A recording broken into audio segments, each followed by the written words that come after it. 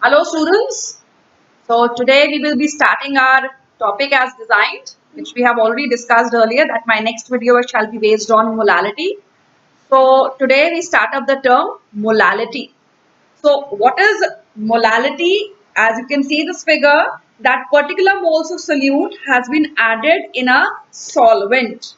Now if I say what is molality, molality is represented by small m. It's equal to number of moles of solute dissolved in amount of solvent, but that amount of solvent do specify that it should be in kilograms. So weight of solvent in kilogram. There is no term for solution here. Like earlier video, we have done molarity, in which it was the formula same, but it was number of moles of solute upon volume of solution. But in the case of molality, which is represented by small m, it is number of moles of solute dissolved in a particular weight of solvent, that is in kg, kilogram. If I say what is the unit of molality?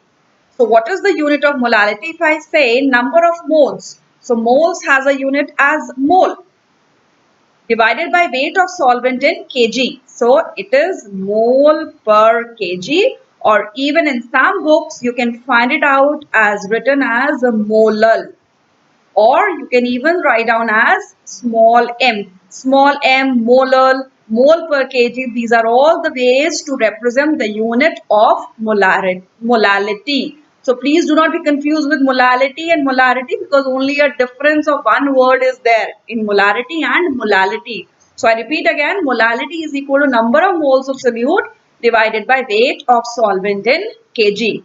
Now if I talk about the temperature dependence on molality. Now, you all know mass is not dependent on temperature. Mass is not dependent on temperature. You all know number of moles. What is the formula for number of moles? Yes, you are all correct. That is equal to given mass divided by molar mass, or you can say molecular mass. I'm writing as MOL and then mass. So this is also mass, this is also mass. And then if we see in the denominator, weight of solvent is also a type of mass. So mass is not dependent on temperature. So molality is also not dependent on temperature. I hope this is clear. If it says name a concentration term which is not dependent on temperature and many options are given to you, please tick on molality is a concentration term which is not dependent on temperature. Now we move on. One formula is this, and another formula I give you, which in most of the books you will not be able to find out. When we talk about the relationship between molality and density. Because if you find out in many questions, density has been given, and if you check out in the books, a long, almost one-page solution is there. So I'm giving you a short formula in which in a couple of minutes you will be able to find the solution. So do remember, it's really very important. So molality is equal to 1000 into molarity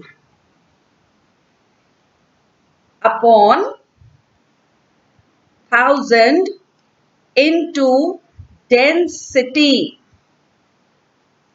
minus, bracket closed, minus, they are all in division, minus molarity into gram molecular mass, which is equal to the molecular weight of the compounds. In a short, I can write it down as 1000 into molarity symbol is capital M divided by 1000 into density minus molarity into gram molecular mass. So this is a very important formula, because many questions based on density and molarity you will be given. Just look out in your textbooks. And with the simple formula, you will be able to do it. So I have given you two formulas based on molality. One is a simple number of moles upon weight of solvent in kg, and second is this. Now we proceed on to few numericals which in many competitive exams and basically in the board exams are being given. So now we do the solution of this numerical. What is the molality? So molality we have to find it out. So we put it as question mark of the solution in which 13.7 gram NaCl. So NaCl is a solute in this particular question. Its given mass is given as 13.7 gram. This is the given mass of NaCl.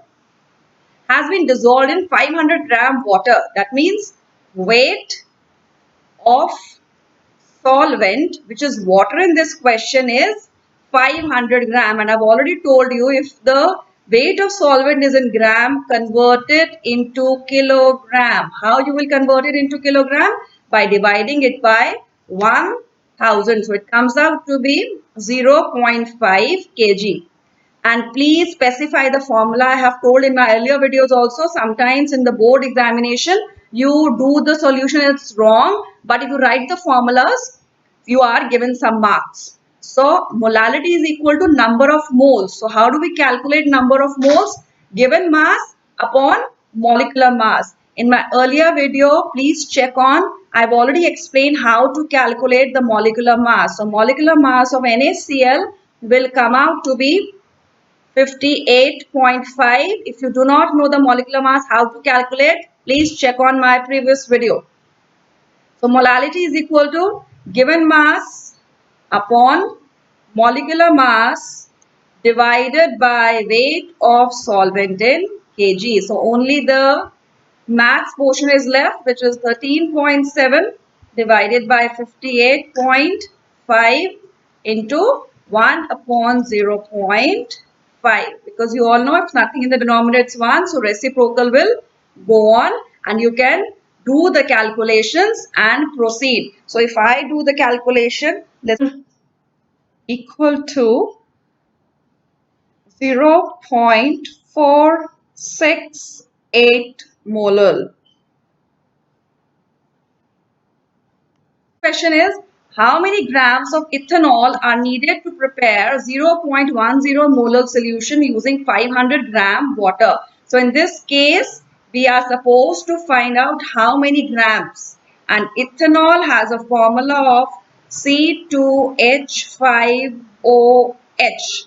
So if you write down the formula, molality is equal to number of moles. So number of moles is equal to given mass upon molecular mass divided by weight of solvent in kg. So in this question, this given mass is a question mark. We are supposed to find it out. So molality is given to be as 0.10. Given mass, take it as x because we do not know.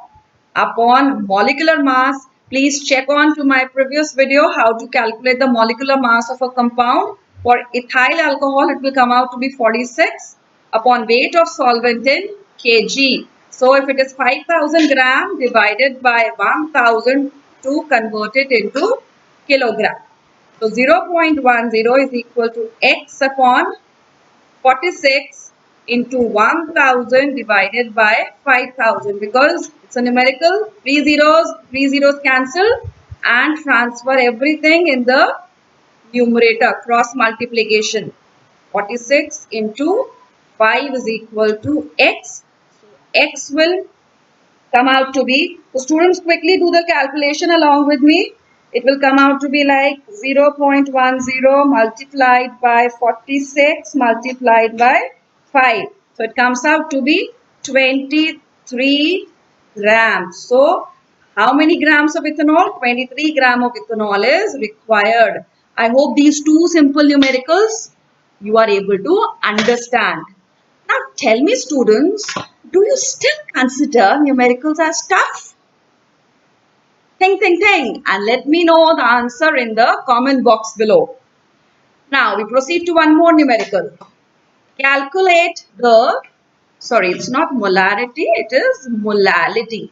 Calculate the molality of 33.89 molar solution of glycerin with a density of 1.8 gram per cc. Now this is that question numerical in which the second formula will be used, which I gave you as very important. It was 1000 into